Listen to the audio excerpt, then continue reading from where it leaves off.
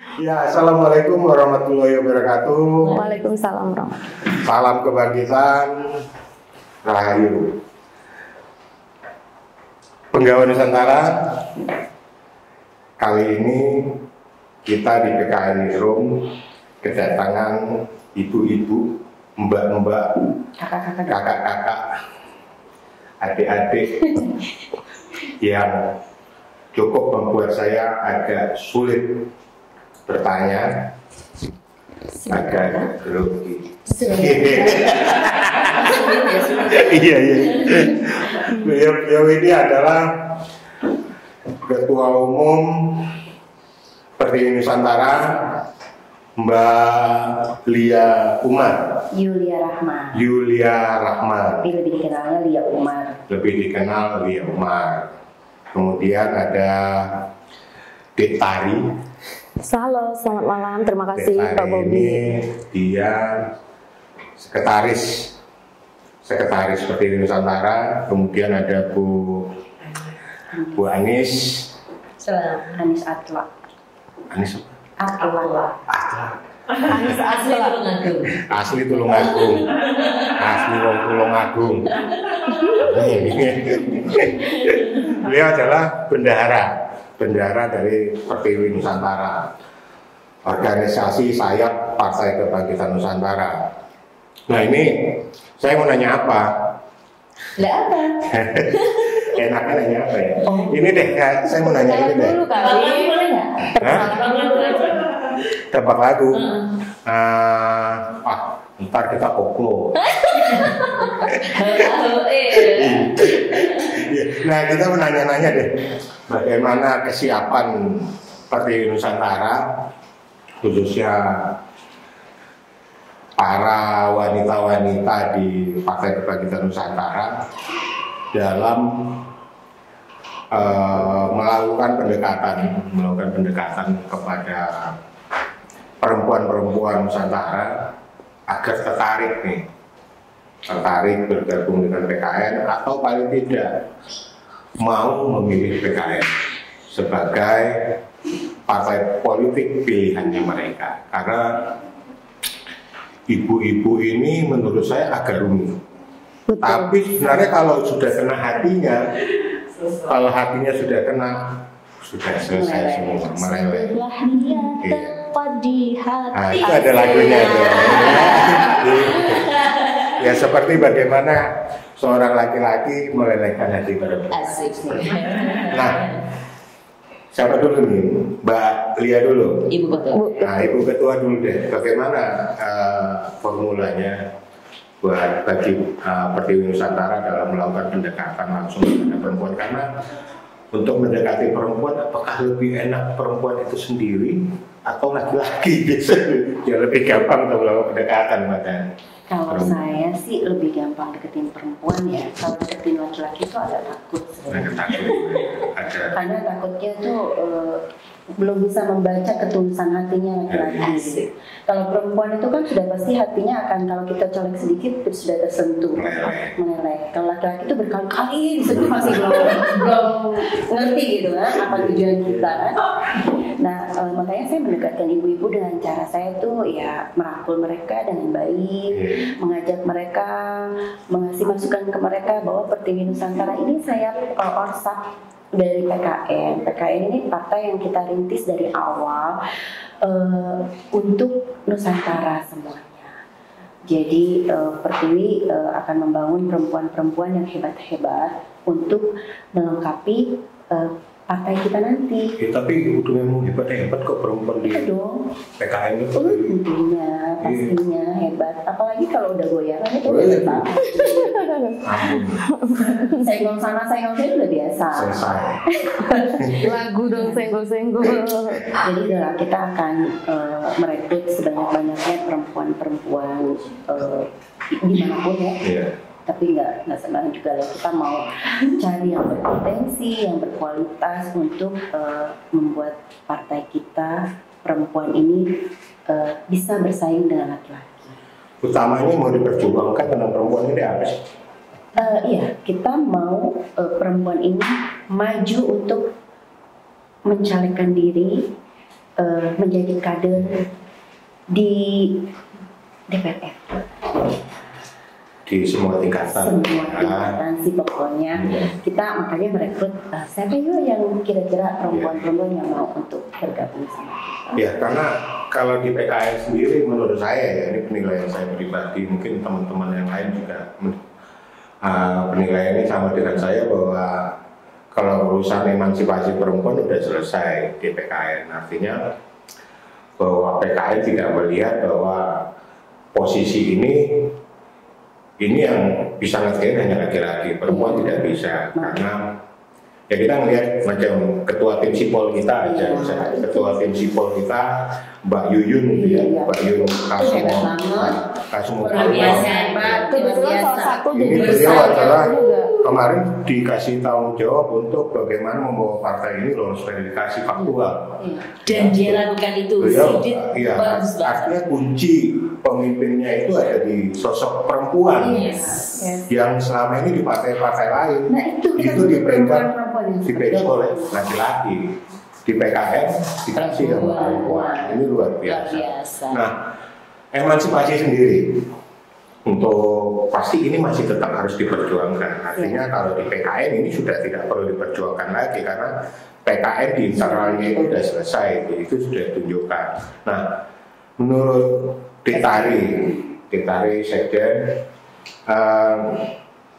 soal emansipasi perempuan ini, bahwa tidak semua, mungkin tidak semua ya, tidak hanya partai politik atau lainnya lah ya, bahwa tidak semua bisa memberikan tanggung jawab besar kepada perempuan.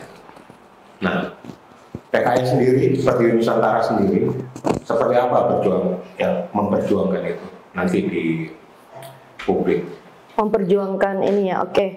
Pak Bobi, terima kasih atas diberikan kesempatan pertanyaannya. Senang sekali tentunya, terutama saya adalah salah satu dari Sekjen Pertiwi Nusantara. Jadi kita sangat senang sekali di mana Partai PKN sendiri ini memberikan wadah bagi perempuan. Kita bisa tidak hanya lelaki aja dikasih peluang untuk sebagai politik. Tentunya perempuan pun kita diberikan wadah. Disinilah tempat wadah perempuan ikut berpolitik. Jadi kita akan rangkul siapa? Entah itu dari bermacam ragam dari swasta, entah itu dari ibu-ibu rumah tangga, tetapi mereka punya berkeinginan. Di sini kita akan tentunya kita gitu, betul sekali. Jadi kita sama-sama gitu. Itulah tugas kita, bagaimana cara merangkul semua ibu-ibu itu agar disetarakan. Kita tidak hanya misalkan lihat oh yang ke depan itu hanya lelaki, tidak. Jadi perempuan itu sama seperti laki-laki zaman sekarang itu. Bagaimana cara kita memformulasikan ke depannya itu agar semua smooth, berjalan lancar, sehingga Partai Pertiwi Nusantara sendiri ini akan berkembang di seluruh Indonesia. Itu sih menurut saya. Nah, seperti apa sih bagi Pertiwi Nusantara perempuan untuk masuk ke dalam dunia politik, Mbak Anis? Iya. Kalau kita sebagai perempuan juga terima kasih, karena politik sendiri kan memang selain persyaratan 30% perempuan, itu berarti memberikan ruang dan wadah buat kita juga, di mana wanita juga punya hak politik yang sama untuk menyuarakan dan mewakili kaum perempuan nanti di legislatif dan sebagainya. Kalau ibu terpilih, misalnya ibu dipilih menjadi wakil. Tadi kakak, kan sekarang jadi ibu. Mbak deh Mbak. Kalau seandainya Mbak misalnya terpilih sebagai anggota legislatif, misalnya, apa yang akan Mbak perjuangkan? Ya pasti suara perempuan juga kita wakilkan, karena memang suara mama ya. Suara mama. Mungkin kesetaraan itu untuk di Indonesia antara pria dan wanita itu belum di semua ke pelosok-pelosok itu belum merata. Mungkin kalau di kita udah ada kesetaraan ya laki-laki dan perempuan, tapi di daerah-daerah itu masih banyak kesenjangan yang masih wanita itu masih terkungkung batasan-batasan yang tidak membuat wanita itu merdeka dan bisa mengambil haknya, hak hidup, hak politik, hak berkreasi, berekspresi, itu tuh masih banyak di daerah-daerah. Apa sih yang diinginkan ketika mau bergabung di partai politik? Sebagai seorang perempuan, Kenapa tertarik? Seru kayaknya ya. Seru ya? Iya. Saya emang bapak saya dulu seneng banget partai, tapi ada partai, salah satu partai. Jadi beliau tuh ikut kampanye, seru naik motor tuh dengan teriak-teriak itu kayak keseruan gitu. Tapi terjun langsung ikut di dalamnya, merintis apa segala itu lebih seru lagi. Kayak seakan-akan tuh kita mengukir sejarah dalam keluarga gitu. Seru banget sih. Ya sebagai perempuan, sebagai seorang ibu-ibu, ya kan? Ibu-ibu ya. Menunjukkan juga kalau bukan bapak-bapak doang yang bisa teriak, ibu-ibu lebih teriaknya lebih daring gitu. Teriaknya gimana?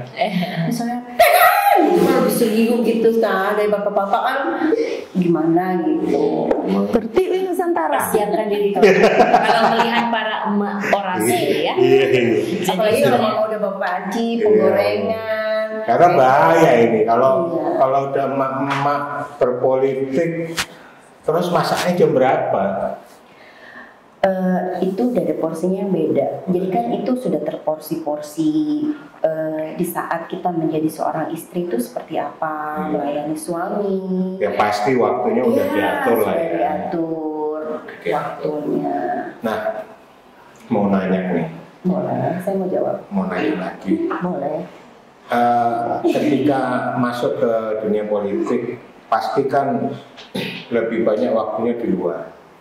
Ya kan, bukan hanya di partai, tapi juga ke konstituen, ke masyarakat turun. Artinya kan ini lebih banyak waktunya di sana dibandingkan waktu mungkin buat anak-anak, buat keluarga atau apa itu. Artinya pernah nggak sih anak-anak protes? Kalau saya pribadi karena suami saya mendukung suami di politik, berarti saya juga harus mencintai juga gitu. Jadi kita tuh selalu jalan bersama. Kalau untuk suami, jadi suami udah tahu gitu. Jadi udah enak lah. Kalau untuk anak-anak kan dia mengerti bahwa papa mamanya tuh dia tahunya kita kerja. Politik ini kan juga bukannya kita main-main kan, ini suatu pekerjaan juga. Ya mulia juga ketika politik kita bawa untuk memang memperjuangkan haknya masyarakat untuk pembangunan ya. Yang penting kita sama-sama bisa atur waktu. Iya. Jadi sekarang kan teknologi, jarak dan waktu itu bukan satu problem gitu kan. Kita jauh pun komunikasi terjalin. Apa gunanya kita dekat ngumpul tapi tidak harmoni, gitu kan? Dekat tapi ngobrolnya pakai ini. Gitu. Tapi kalaupun kita berjauhan, misalkan kita lagi turun dapil atau bagaimana, tapi tetap komunikasi sama keluarga sama anak-anak itu akan terus dijalin. Tetap kontrol anak-anak kegiatan yang lagi ulangan, yang lagi apa. Jadi mereka tidak merasa kehilangan kita. Kita atur waktu sih. Ditarik gimana? Kalau anaknya gimana anaknya?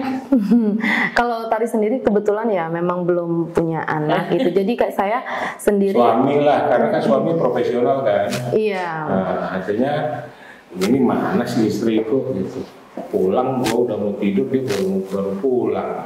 Karena saya tuh kan orangnya selain bekerja gitu, saya kuliah juga, lalu di sini juga saya ikut partai bergabung di sini.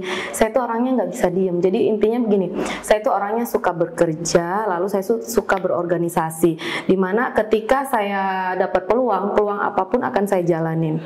Ketika saya mendapatkan peluang, saya diajak gabung, diikut di partai PKN ini, tentunya saya akan langsung fokus gitu. Kalau untuk masalah suami ya alhamdulillah kebetulan juga beliau selalu di luar kota juga, saya pun belum ada beban alhamdulillahnya, dan saya mengisikan waktu saya itu yang benar-benar produktif. Oh, saya kira tadi bagaimana saya meluangkan waktu saya untuk melupakan suami. Yang terpenting kita ini para wanita ini terjun ke politik pasti yang paling pertama atas izin dan tentunya itu udah yang paling utama itu. Iya. Jadi suami juga udah tahu konsekuensinya gitu kan, dan pasti support gitu. Kalau nggak ada izin nggak mungkin sampai. Iya, karena mbak-mbak ini semua kan punya latar belakang berbeda-beda ya. Artinya mulai dari profesi juga beda-beda ya.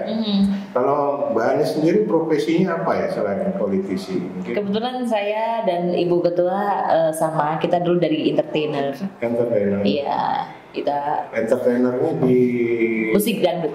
musik Kita dan penyanyi. Kita sama-sama peraih Artis AMI Award. penyanyi. AMI Award. gitu. Saya Dan sudah peraih AMI Award di 2001, kalau Ibu Lia itu di 2007. 2007. penyanyi nih, artis semua ini. Alhamdulillah saya diapit kedua artis. Iya. Apapun itu yang penting. mantan tapi masih lupa nyanyi berarti nggak pernah mantan. Memang Suaranya imajinasi luar itu biasa. nggak bisa dibunuh terus ditaruh, nggak bisa. Jadi memang terus. Emang seru kalau ngobrol sama ibu-ibu, sama emak-emak, sama mbak-mbak, sama feve-feve. Ini. Jadi memang bahwa Kita dari 3 provinsi loh, dari 3 provinsi berbeda-beda. berbeda-beda. Saya Sulawesi Sulawesi Tenggara. Suami saya Sulawesi Tenggara, sayanya Jawa Barat. Terus Mbak Jawa Baratnya di mana? Cikampek. Cikampek. Warga Cikampek. Cikampek. Sekjen di mana? Saya dari Sumatera, Sumatera Palembang. Selatan, ya, Palembang. Ini beliau Yang di Atla, Tulungagung, Jawa Timur. Tetap ya. Kayaknya udah milih dapil gitu ya. Udah Blitar Tulungagung. Kita Tulungagung sendiri, oh Tulungagung asli. Saya Tolong Agung. Oke, sebenarnya keseruan ini masih kita pengen dilanjut, tapi karena durasi ya. Oh udah nih? Durasi. Oh belum dikoploin? Pokoknya dong.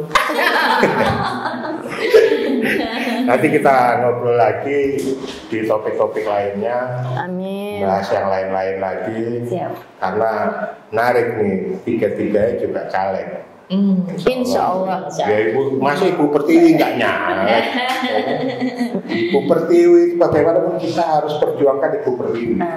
Betul. Ya. Oke, demikian obrolan kita, obrolan singkat, obrolan santai kita kali ini di PKN Newsroom. Terima kasih Mbak Lia, terima kasih Tari, terima kasih Mbak Ani. Terima kasih juga waktunya Mas Uli. Makasih Ya, semuanya. nanti sampai ketemu di PKN Newsroom berikutnya.